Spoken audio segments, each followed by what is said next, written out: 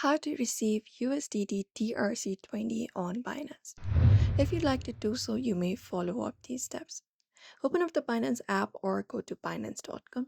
And once you are there, you may sign in with your email, phone, and password. And on the home page, you may look out for the wallet option in the bottom right corner.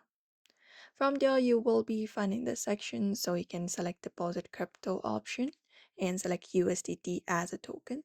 So just go ahead and type in USDT and you can choose Tether USDT from the list. Here you can just go ahead and choose the network and under network select TRC20.